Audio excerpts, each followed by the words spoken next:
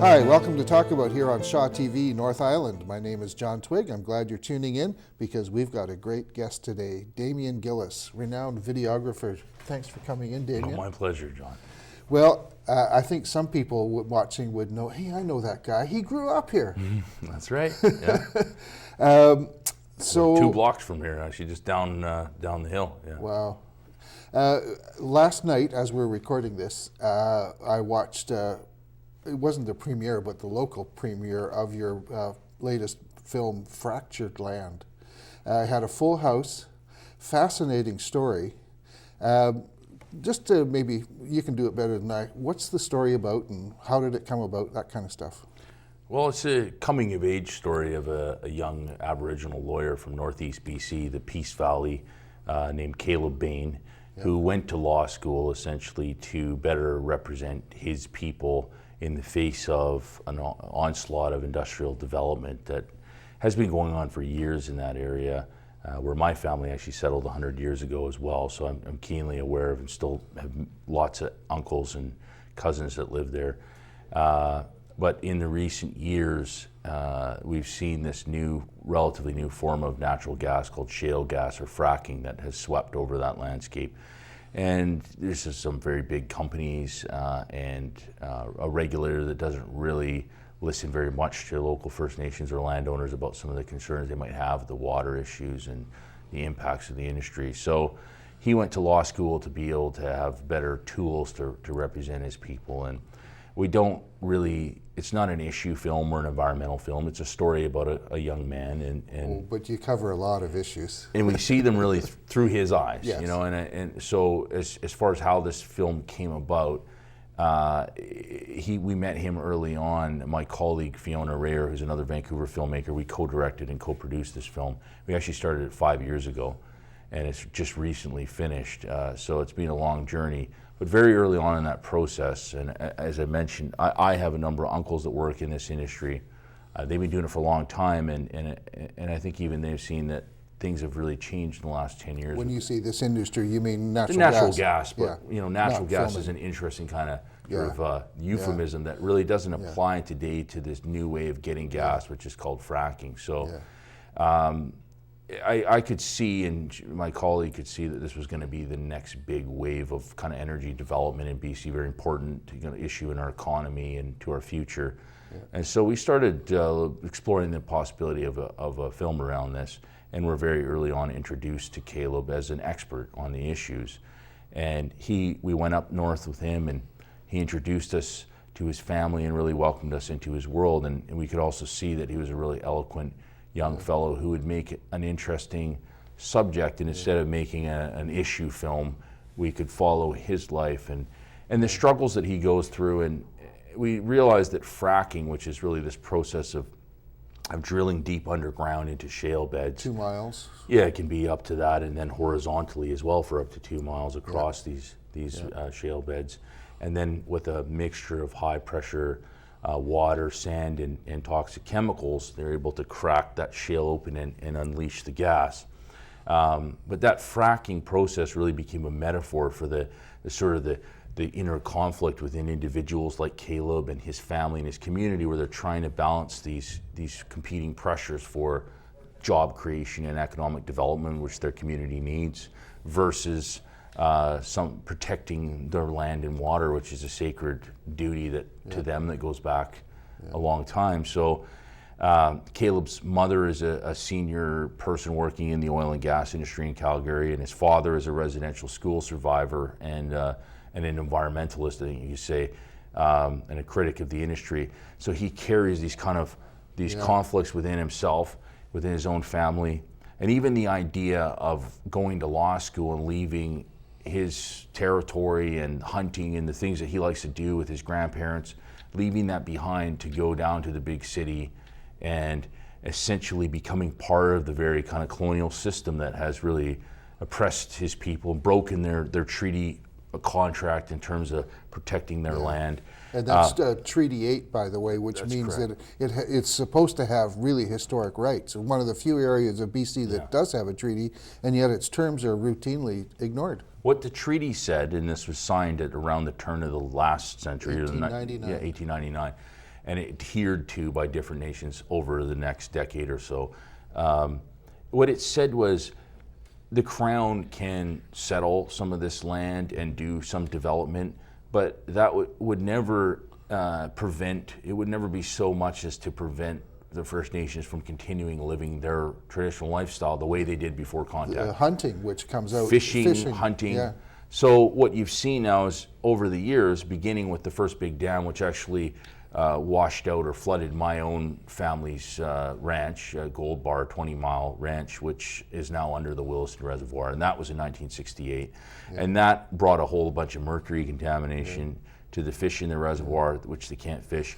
And then you've had all these layers of logging and mining and old school conventional gas, and now this fracking. So it's really has broken that kind of contract with the Crown. Yeah. Is that when your family came to Campbell River, when the homestead got flooded? My mother around that time was getting close to going to university, and so she ended up going to. They moved into town, into Fort St. John, but a few years later, she moved down went to UVic, and that's where she met my father. And they ended up after teaching in Prince Rupert for a couple of years.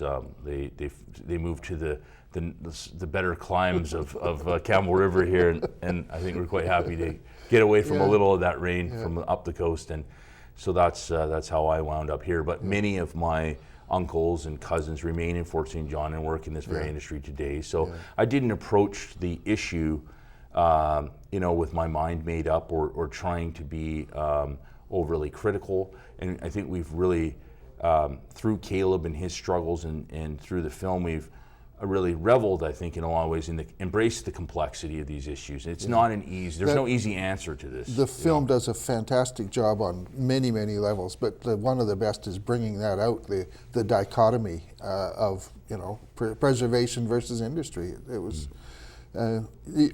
has it already won a bunch of awards? Yeah, it has indeed. It played at the Vancouver International Film Festival and won the Best BC Film and the Canadian Audience Award. Yeah. And before that, we world premiered at Hot Docs in Toronto, which is one of the biggest and most prestigious documentary festivals in the world. And it was very well received there, and we were voted one of the top 10 audience favorite films there. And that kind of kicked off what we've now played at Edmonton and Calgary International Film Festivals as well, and are starting to go out internationally. The film has... You're just starting international distribution. Well, yeah, so the film was fully funded before we finished making it through 3 broadcast That's a whole story too. I mean, I saw it last night. Yeah. The list of the credits and the sponsors. But I saw Shaw in there too as a sponsor. Shaw Media Hot Docs Fund. So Shaw is partners with the Hot Docs Film Festival in a fund that very generously helps young filmmakers. Well, not just young filmmakers, but for us, it was huge for them to put that confidence in us. Yeah. They have a development fund which we accessed, and then later their finishing funds as well. So that's and then Rogers Documentary Fund, and so there's a number of these kind of grants. Knowledge Network kicked in, I gather. Yeah, so there's those grants, there's tax credits, but there's also broadcast licenses. So we have 2 with CBC, so Documentary Channel, which is owned by CBC, will be making a broadcast premiere on November 11th on Documentary Channel across the country, and also a French CBC station called Explora.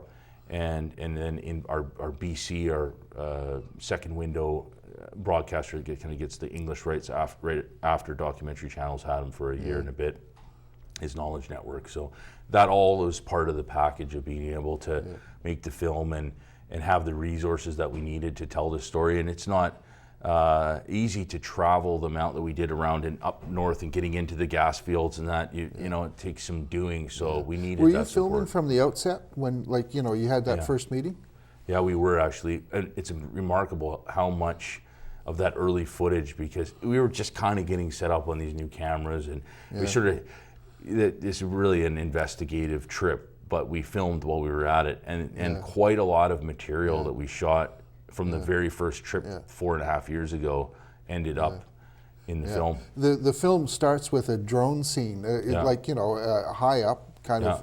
Was that in the first trip too? No, that was later. And I mean, drones, really have come about in that time frame. So it was unheard of using a drone when we started making this film. 4.5 years ago. Yeah, no, it's remarkable how quickly that technology has come into play, and now with the projects that I'm developing now for my next films, it would be unthinkable not to use a drone at this point. So I now have one myself, but we hired a very talented drone operator to come up there towards the end of our filming and sort of do some of that. It's really a great shot. Well, I'm glad you think so, and we knew that the drone could give you a perspective that you wouldn't get from even a lot of the aerial stuff that's in the film we had filmed earlier on from airplanes. But with the drone, you can get right down close to the subject and fly right over the water and into tight places that you wouldn't with a helicopter or airplane. So, There's so many things I want to get to, and I don't think we're going to get them in 28 okay. minutes. Well, I'll try and shut up. But one of them was just so evocative. Turns out your grandfather and Caleb's grandfather were best friends, and you found that out during the filming? That was the first trip, actually. So there was a lot that came out of that trip, and we weren't even, we didn't know at that time that we were going to make the film about Caleb, but we had our suspicions that he would be an interesting character. And so it was a kind of a general fact-finding mission up there, and to also sort of get a handle on how we would work together. But he introduced me to his grandfather, George Bain, in Fort Nelson, which is where the other half of his family comes from, north of the Peace Valley by about 300-400 kilometers. And I knew that my grandfather had been a trapper and fur trader in that area before he came down and married my grandmother in the Peace Valley in that farming family. And so I mentioned that to him and asked him if he had ever heard of him or knew him, and he almost fell out of his chair. Jack Baker. Yeah, he said, Jack Baker, that was my best friend. Wow. So probably about 70 years ago when they were young men. So was there some kind of karma or spiritual thing behind this? I mean, that's, what are the odds of that? I think it's just a small world, and I don't know if I believe in fate or whatever, but it did feel kind of like a sign, like you're on the right track. There's something here. But I think it's also really a product of the fact that we both have a connection to this place, to the Peace Valley and to that land and that history. And my family history is much shallower than his in a sense. It only goes back a century, whereas his ancestors probably go back 10,000 years. It's some of the oldest evidence of human. I was going to say millennia. Yeah, 10 millennia. Yeah, so it's some of the oldest evidence of human habitation in North America is in that region from Caleb's ancestors. So they have a very long-standing connection to that place. But I didn't grow up there because, like as I mentioned, my mom moved down. But I've been up there almost every year of my life. I still got lots of family there, and I just love that place. And so I think it's probably more a connection that there's something about that place that drew different people and cultures there, including my own family. And that in that kind of environment, it's a small world, and you're bound to have these, you find all sorts of connections. Well, I really think your film, and this is not your first film, but if anything is going to open the eyes to the broad public about the importance of the industry versus environment issues there, and I choose that word carefully. I've never seen a better representation of it than I did last night. So I appreciate that. Yeah. I'll just before you jump onto that, just one point I think that's important to make is that I think sometimes that this dichotomy that we're all quite aware of in Canadian society today, and we hear about it in political campaigns, and it's in the news all the time, this jobs versus environment thing. It is in some cases a false dichotomy, I think. There is a different way that we could be doing things. It doesn't need to be a choice between one or the other. It's not a false dichotomy. It is a dichotomy now, but we could overcome it if we were better managing it. That's well put, Yeah. Now, your own education background, I also learned something last night. Well, I knew kind of a little bit that both your parents were educators. But you got the highest academic award in Carey High when you went through, is that right? The Governor General's Award? I did win the Governor General's Award and the Premier's Excellence Award when I was in high school there, So. When was that? That was 1997 when I graduated. So.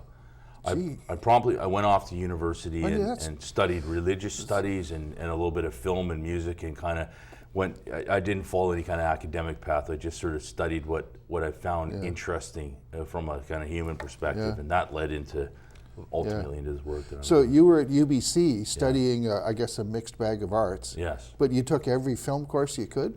Yeah, so at UBC they have a really good film program there, but it's a 2-year thing, and it's you either in or you're out. So it's like if you're in the film program, you can't do any extracurricular activities, you can't have a job outside it, and you can only take film courses, and so it's kind of a really intensive thing. And I did introduction to film video production course, which is kind of the entry point into that, and a lot of my classmates went on to the film program, but.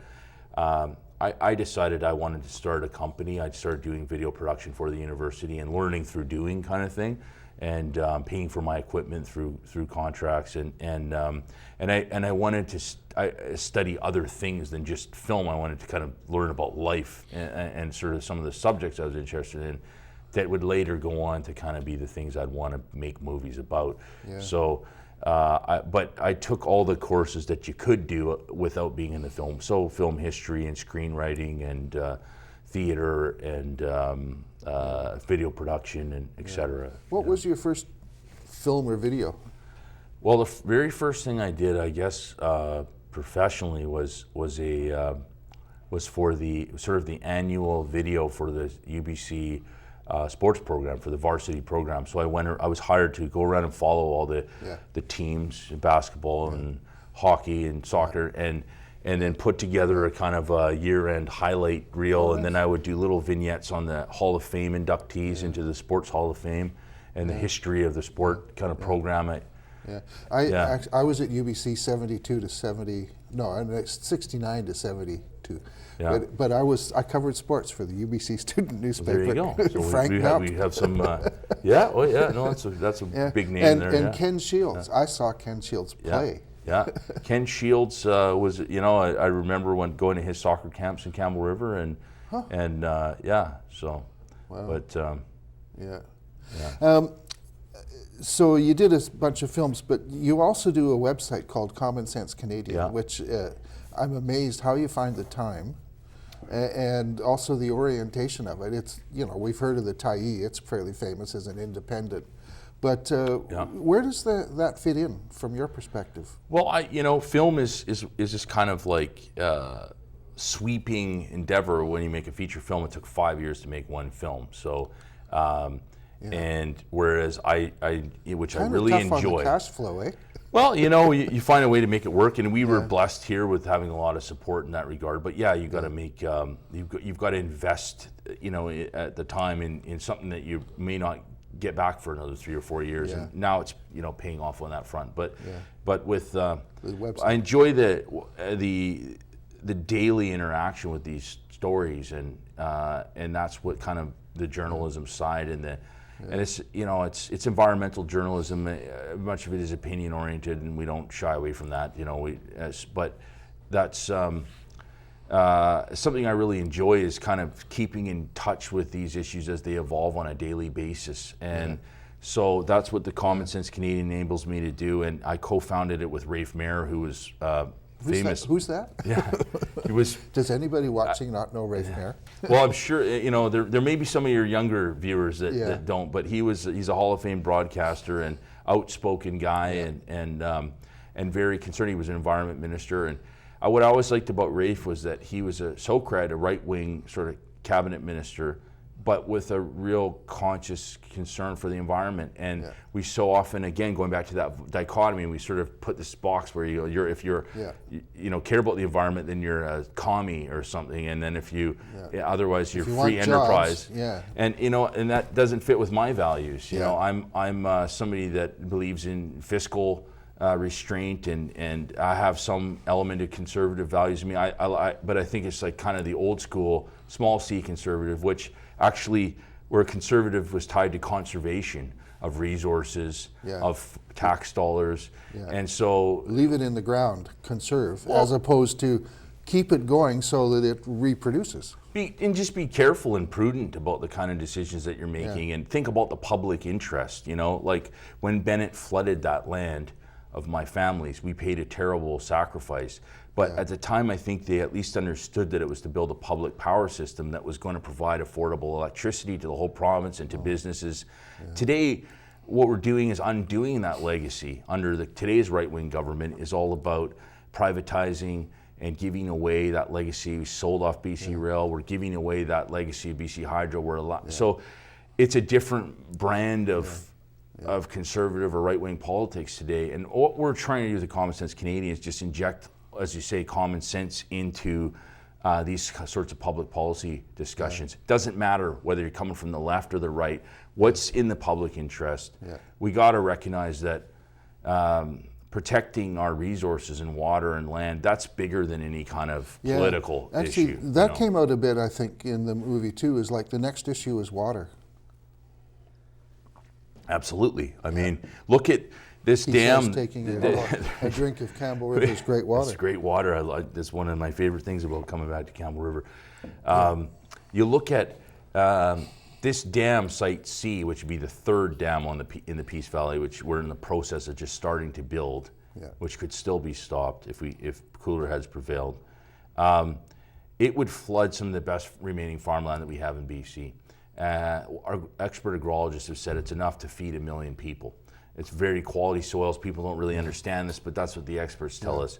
And so what are we doing now? We're flooding this land to create electricity that we actually don't need. We're a net exporter of power. They need it to make LNG. Well, that's one of the reasons. So we're going to flood perfectly good food growing land to create electricity to power the fossil fuel industry.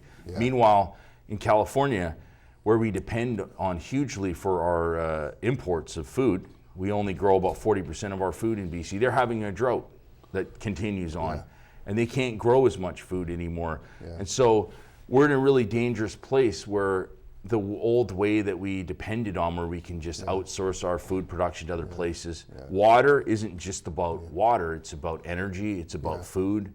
And irrigation, it's integral in to California. everything. So, do you know much about NWAPA? North American Water and Power Agreement? I do a little bit. The idea was to kind of to harness Canada's water to provide water to the United States, and they were thinking about this a long time ago. Yeah, I think that's actually the secret. There's two secret agendas behind Site C. One is power for LNG, and the other one is water for southern U.S. You know, I don't. I haven't really dug into that very deeply. I don't know if that's the case or not, but I do know that this project doesn't make a lot of sense for BC because we don't need the energy. Even BC Hydro's own report recently to the BC Utilities Commission, they said that we won't need this power from Site C till 2029. So why are the customers being made to pay for it? Well, I think that there's this incredible kind of momentum to build something where there are companies that will make a lot of money that have supported this government, and they're waiting for that $10 billion contract to build the dam. Engineering companies. Engineering, construction, et cetera. I think it's hard to stop that train once it gets going because it's going to feed so many people, that gravy train, that there's a lot of pressure, no matter what science or the former head of the review panel that looked at the project officially, he's against it. The former head of BC Hydro's against it. The Union of BC Municipalities representing communities like Campbell River all around the province, they're against it. All sorts of eminent scientists and economists and people have come out and said, this doesn't make sense, but we're doing it anyway. So there's a problem there. Yeah, there sure is. We're just about out of time. Is there something about the film or other topics you want to toss in? Well, I just, I hope that your viewers will go to our website, fracturedland.com, or find us on Facebook. And you can see where other screenings are going to be happening. If you've got friends or family around BC and other communities, you know, let them know. Especially if you got a chance to see the film at the Tidemark last night or whenever you're going to be airing this. This won't be airing before the show tomorrow in Courtney. Yeah, in Courtney, tonight. unfortunately. But we're doing screenings in Victoria, and we'll be coming to Nanaimo in December, and all around BC. So you know, go ahead and check it out. And www.fracturedland.com. That's correct. And I suspect you're putting a link on the Common Sense Canadian too? We'll be doing that as well. What's the www on Common Sense? It's just commonsenseccanadian.ca. Oh, that's good to remember too. Well, I think I got time for one more. How do your parents feel about all of this? Well, I think I feel like they're proud of the work that I'm doing, and they really raised me to if anything, just to ask questions and think for myself. And Campbell River is such a quintessentially BC and Canadian town in a lot of ways, because we have a large First Nations population. We sit at the crossroads of a lot of different industries, fishing, mining, logging, going back, tourism, all of these things that depend on our natural environment. So I think it's no coincidence or surprise that growing up in this community, that I feel a connection to these stories and these issues. That's a good point. Yeah. And they're being very supportive of the work. How does Caleb Bain feel about it? Has he seen it yet? He's seen it. He saw it for the first time at our world premiere at Hot Docs in Toronto. Okay. And that was a decision he made, that he didn't want to interfere in the process by seeing it and then having criticisms about it. Yeah. I think overall he told us it was a job well done and he was happy with it. And as far as, I'm sure it's not easy, being in the spotlight like that and having a crew following you around in your life for 4 or 5 years. He was having meetings with the Canadian Association of Petroleum Producers, and you guys got to film it. That's amazing. Yeah, and in a lot of ways we worked together to raise these questions and create a forum for talking about this stuff, and we've been there with our cameras to capture that, and Caleb's done a great job of voicing these issues. And he was incredibly generous, he and his family, letting us into their world. So I just, I'm very thankful for that opportunity. Is he still practicing law? Well, he is a lawyer now, but he's gone back up to represent his community as the lands manager of West Moberly First Nations. I'm glad I asked, because I just had a feeling that he might not stay.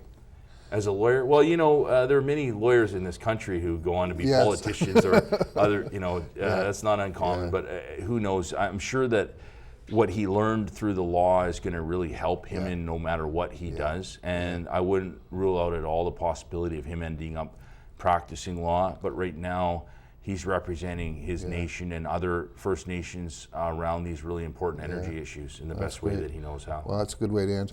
Damien, thank you very much for doing this. And Shaw TV North Island, thank you for putting on Talk About here on Shaw TV. We also have YouTube postings of this if you'd like to watch it again too. So Google Shaw TV North Island and you'll find us. Thank you, crew. Thank you, Chaz. And thank you, Shaw, for putting on Talk About.